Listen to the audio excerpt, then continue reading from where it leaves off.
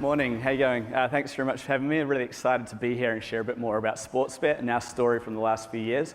And then likewise, going to sit back with you guys and enjoy the next few days with what looks like an awesome agenda.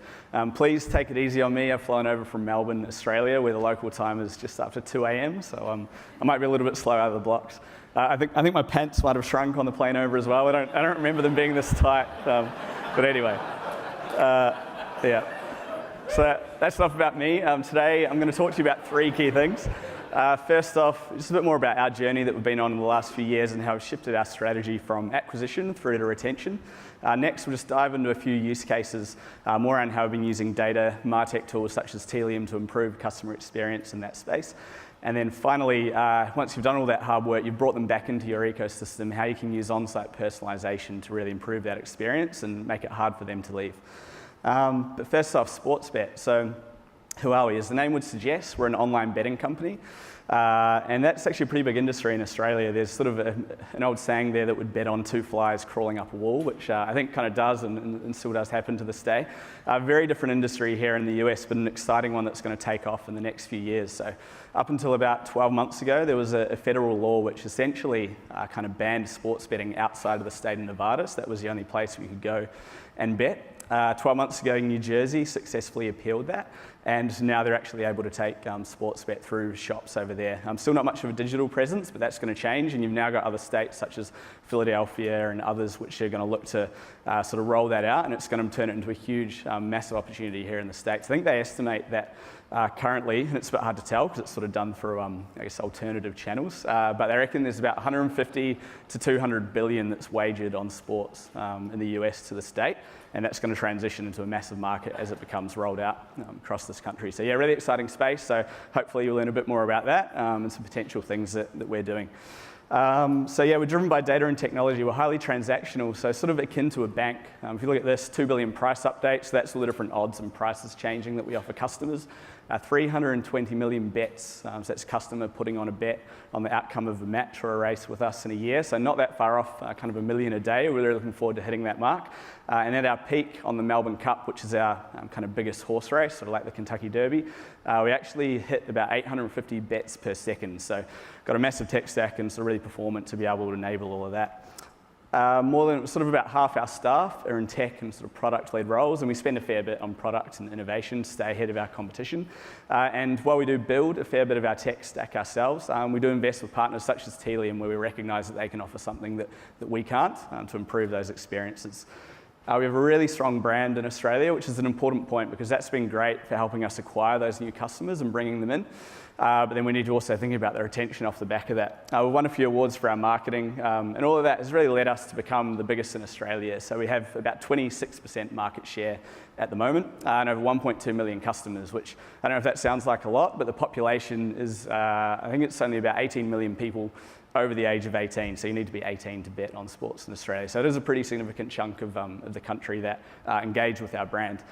We produce all our own social stuff in-house. We've got a video, big studio team, and that's really helped us drive that brand engagement.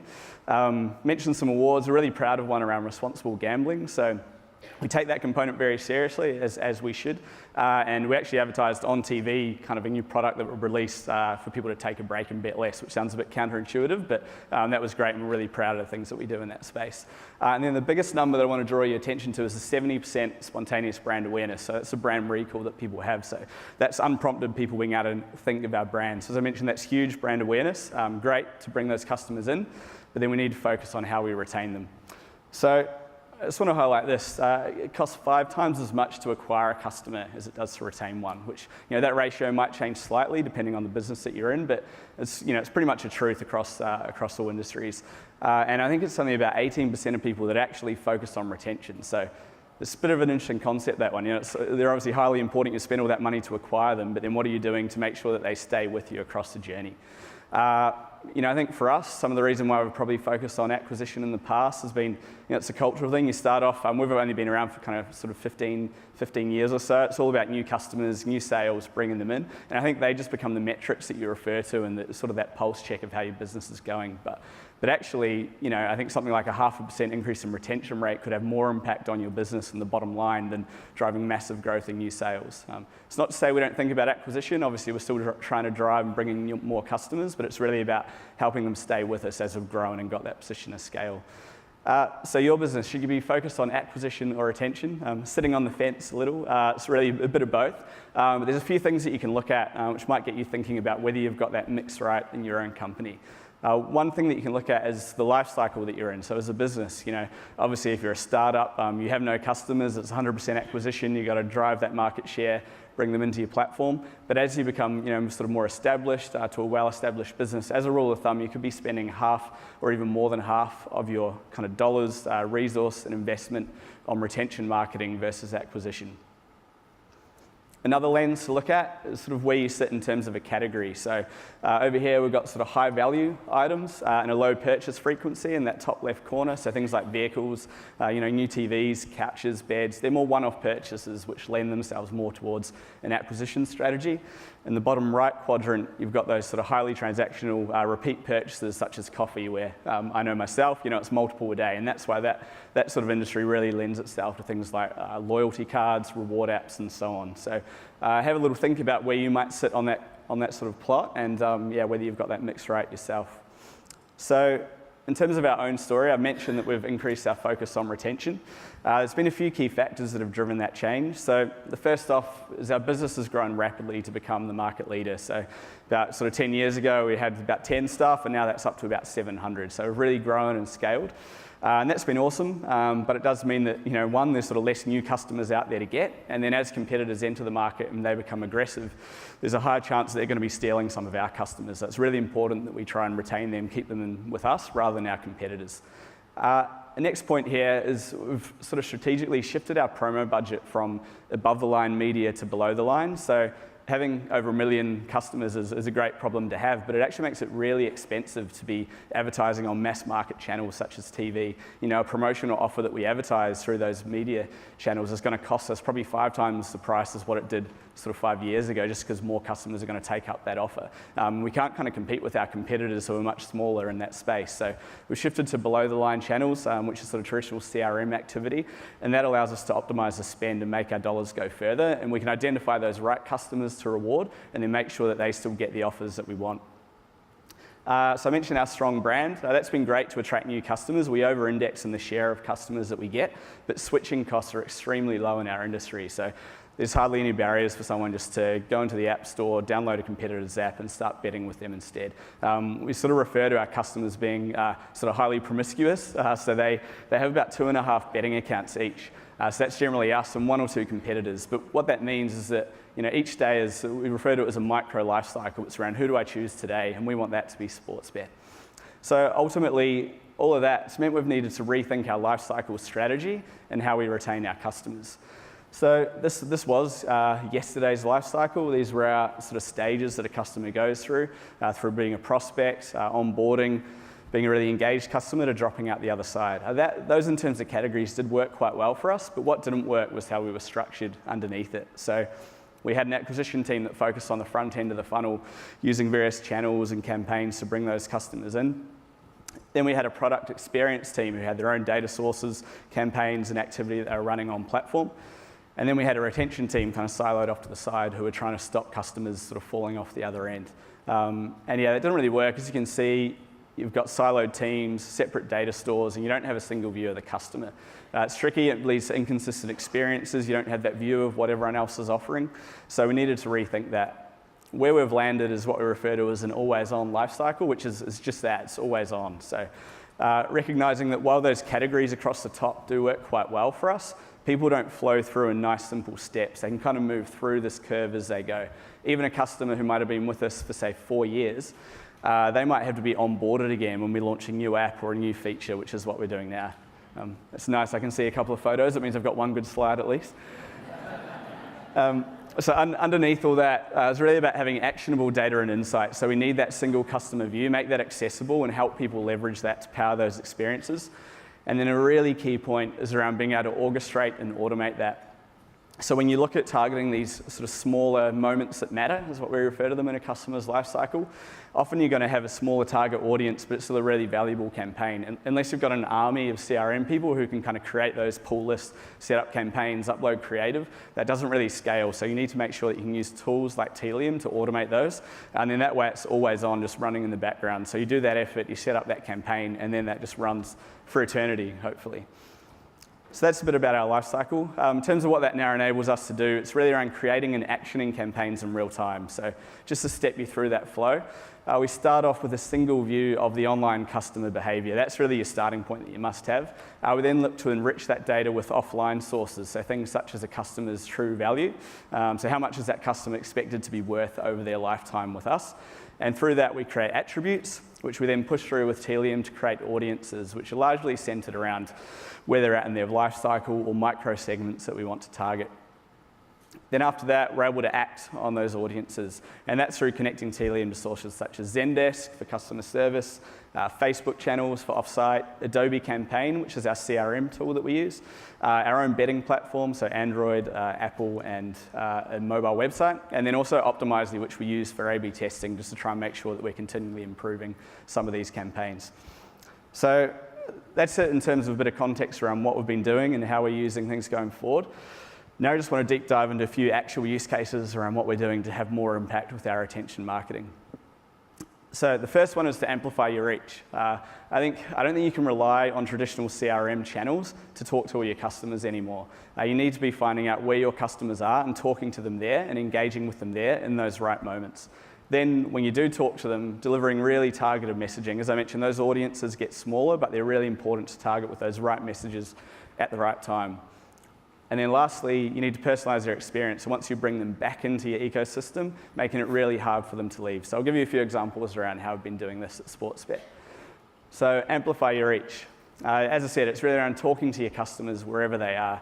So this is a stat, this is from our business. I'm not sure how it compares over here, but 30% of our customers are not contactable. So that's through having opted out of communications or not having a valid phone number, etc. But on the flip side of that, we have over 500,000 users on site. So if you look at that top part, you start with over 1 million, you lose 30% of them, then your average email open rate for us is around 23%. All of a sudden, you're talking to, it's probably about 15% of your customer base through a traditional CRM channel. So 85% of them might not even know that you're talking to them, that you've got something really valuable that you want to share. So a bit of a no-brainer for us, but we've connected our CRM tool, which is Adobe, to our website and betting applications, and that's been a massive win for us. Essentially, it means we can now deliver those CRM comms through which traditionally might not have get read, but we're actually showing it to them when they're on our own platform and engage with our brand. It means that we're now reaching upwards of 95% of our customers with these targeted kind of retention campaigns, whereas previously our maximum reach would have been the 70% of people that were opted in that we could talk to. And that's had a big impact. So in terms of the specifics, it's generally between 10 to 50% uplift versus a control group who we sort of isolate. We don't show them that on-site experience. So it's really an important driver for us that we use moving forward. And going back to that point around below the line kind of targeted offers, that's a massive vehicle for how we use that to communicate with customers. Some examples of what that looks like. These are some of our platforms. So that hero, we call it the promo carousel image, deposit 40, get 20. Being able to surface, that's a targeted offer that only a specific audience would get. We show them that when they land on our homepage.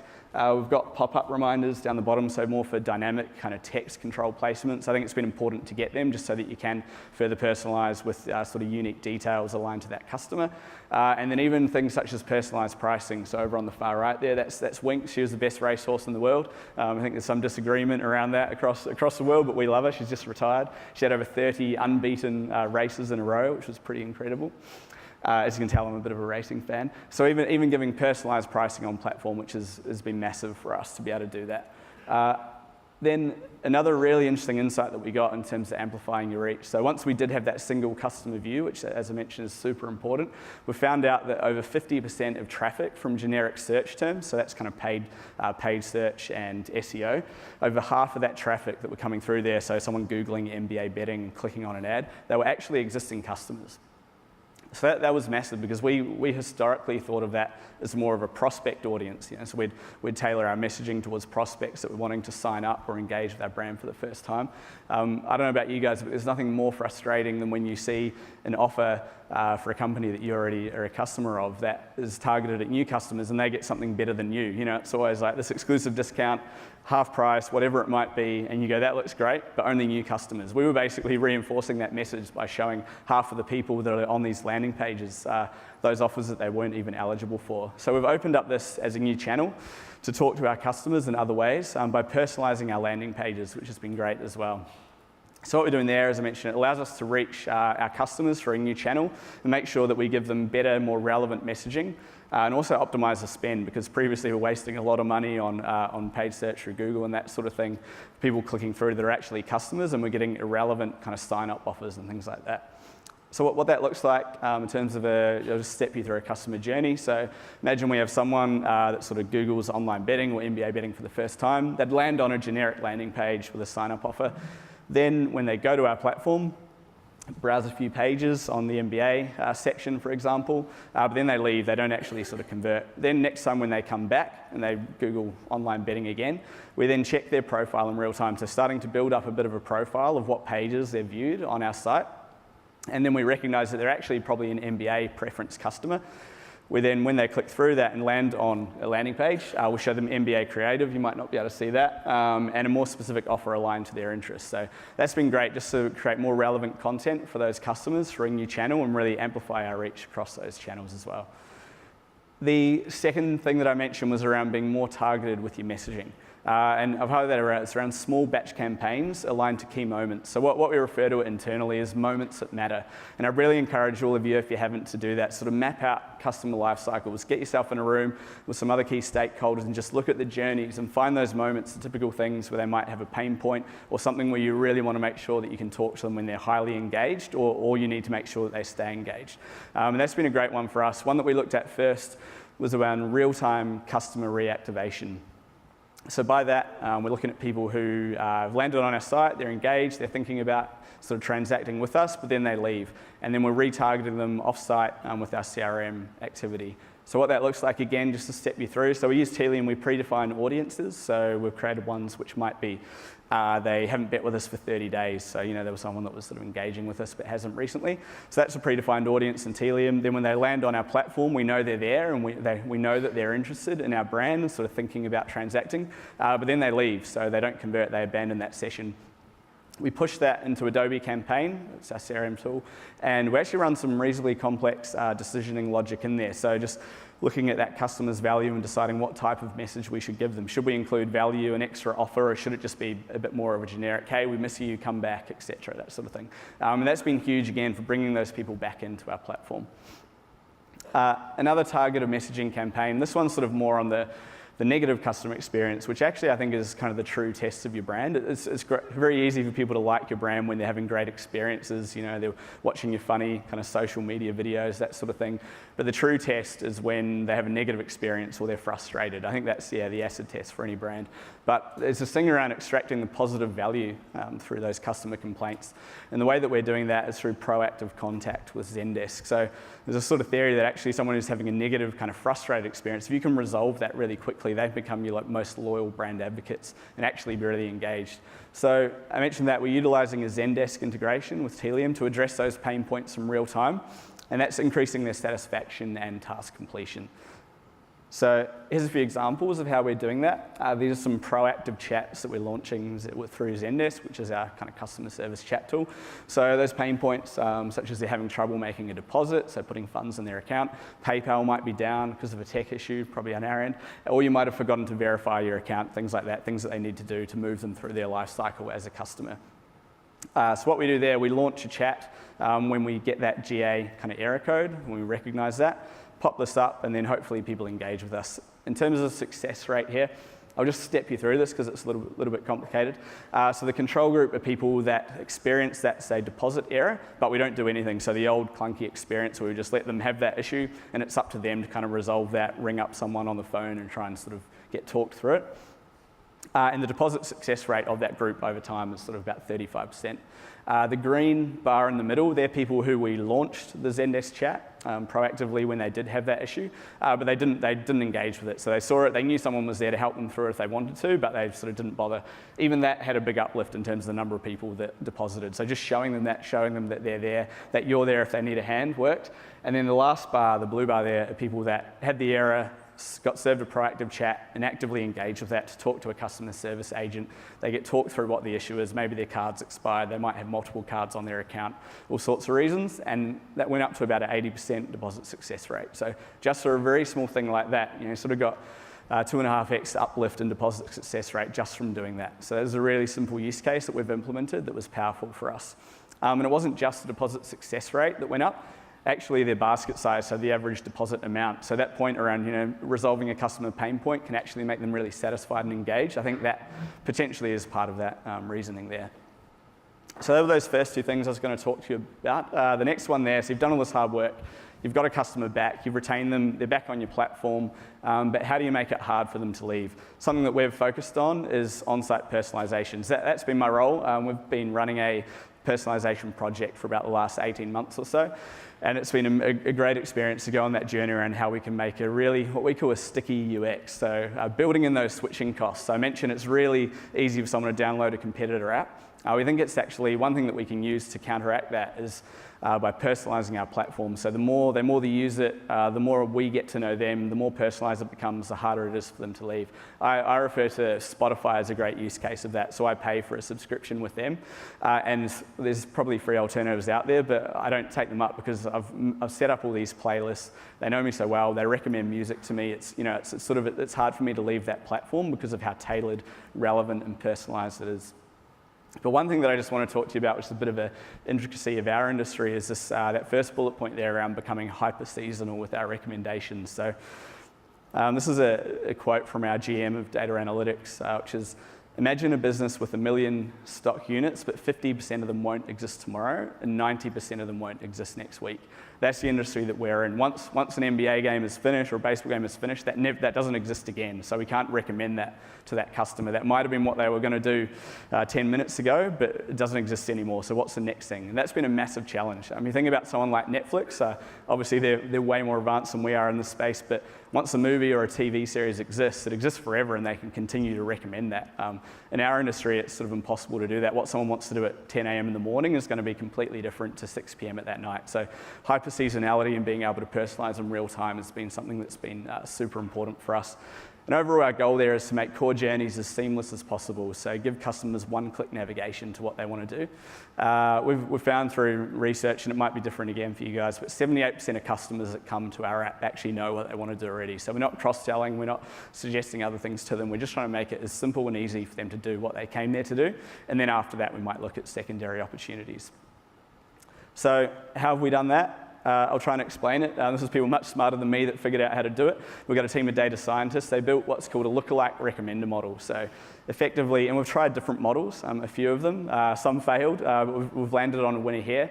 And the logic here is that we create a group of 500 lookalikes, which is the customers that are most similar to you. And that's based on their web browsing activity and Google Analytics on our site. Then what we do is combine those customer preferences. So what is your lookalike group of customers doing right now? And that's that seasonality point that I mentioned has been super critical in terms of our modeling. And then we use that to surface the top recommended events or betting opportunities for every customer. In terms of the data mix, that lookalike preference, that updates weekly, so it's a bit more slow moving. It sort of changes gradually over time as different sports kind of start and stop and the seasons change. Then the what's trending view, which I mentioned is super important for modeling for us, that's based on the last 30 minutes of activity. What are people betting on right now? And then we use that to recommend a next best action in real time. And that's been massive for us.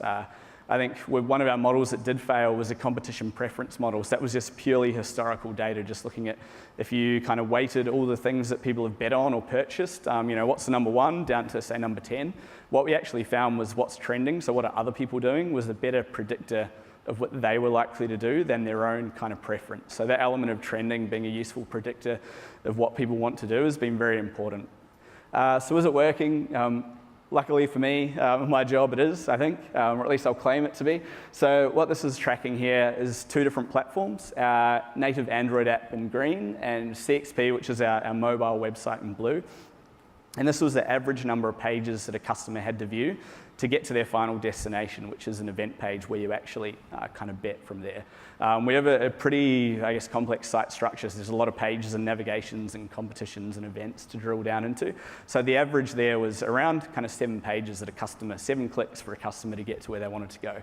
Back in December last year, we plugged in that lookalike recommender model onto our homepage, and immediately we saw this step change in terms of a drop off of the number of pages that someone had to view to get to where they want to go. So gone from 7 down to about 5.5. Then on Android, our native Android app, we plugged in that same model, same version of it, in kind of mid-Feb. So luckily those things look like they're having an impact in terms of reducing the customer clicks from 7 to about 5.5, which really is a 20% improvement in the customer journey just through being able to surface those relevant events to them on the homepage. So that's been one great way of showing that we can improve that customer experience, engage them, and hopefully retain them on our platform. So then I just want to kind of show you the culmination of a lot of this personalization activity on our homepage. So this used to be our site. I sort of actually cringe a little bit when I look at it now. But we had these what we call ribbons, which showed the events that people can bet on. It wasn't really that relevant, Brazilian Series C and D football in terms of upcoming sport. I can tell you that's not what most people in Australia bet on. And even the races, don't be offended, but American racetracks aren't the ones that most people in Australia bet on as well. So it's basically shown the same thing to every customer, which wasn't great. We did have a little bit sort of state-targeted geo functionality to control some placements. We didn't even have device IDs captured to be able to tailor messaging to kind of logged out customers or people that are prospects, etc. So where we've got to kind of as of now, this is our new homepage, which I think just looks a little bit better as a first point. And we've built in some new placements. So this one here is where we communicate our hero offers on platform to really bring the brand to life a bit more, giving more creative capability. But really it's what's underneath it that's important. So we're now storing device IDs with Telium to tailor that messaging, whether someone's a customer, a prospect, or where they are in their life cycle with us. We're also reordering them based on what's trending. So I mentioned that thing around what's trending. So we now automatically reorder content based on what's getting the most bet volume at any time. I've added in search as a bit of a backup. So we're trying to predict what a customer wants to do, but if we can't, let's give them search as a backup. And I think that's a bit of a trend that we're seeing as well. If you think about, again, something like Netflix, it's actually, you don't even really see a menu with them. You basically just have a homepage where you can scroll, you just look through a whole lot of recommended content, and then there's search. The actual menu is sort of hidden away in terms of a hierarchy. This is where we're showcasing some of those personalized kind of CRM and retention offers, which I mentioned as being a game changer. So that previous image was sort of a $50 offer. This is a more exclusive one to a customer with a $500 sort of money back special. And then the pop-up reminders as well, so giving us multiple placements to use with a bit more flexibility. And then the big ones, these kind of personalized real-time model recommendations on our homepage. So you remember the previous one was just the same events to everyone. We're now personalizing this based on someone's top track or top competition that they might like. And then it's a little bit hidden away now behind that pop-up, but we're starting to play around with user-generated content as well. So starting to leverage that power of having 1 million customers to start to showcase things, other horses that people might want to bet on, players that they might want to follow, that sort of thing, which has been great as well. And then the last one that we're doing right now, there's probably some people coding away back in the office as I speak. Actually, hopefully they're not, it's 3 a.m., so they probably will be there, is to reorder the navigation on our site as well, again, based on someone's interest and what they're betting on. So you look at that, the culmination of kind of 18 months, 2-year journey. It's been really exciting to go on that, to deliver that personalized homepage experience, to hopefully retain those customers, keep them engaged when they're on our platform. Again, is it working? Yes, it looks to be. So this might, if you remember right back to the start, I mentioned that importance around a half a percent increase in retention rate might actually have a big impact. What we've seen is a 0.4% reduction in bounce rates. That's people loading our homepage and then exiting straight away. That might sound like a small metric, but in terms of the number of sessions, that equates to about 9 million more sessions on our site each year. So, very small change, just dialing that bounce rate down a little bit. It's creating 9 million more journeys where customers are going deep into our application and hopefully looking to engage with us further and transact. So yeah, small change can have a big impact through on-site personalization. So that's it for me, just in terms of some closing thoughts to wrap up. First off, don't neglect the value of your existing customer base. So they really can be the beating heart, the lifeblood of your business, especially once you begin to scale. Target those moments that matter. So talk to your customers wherever they are, find those channels, and when it's the right time to engage with them, do so with a relevant message. And then finally, the more relevant and personalised their experiences, the harder it will be for them to leave. So that's it from me. Thanks very much for your time. Hope that was of interest and you've got 1 or 2 pointers to take away. Thank you. Cheers.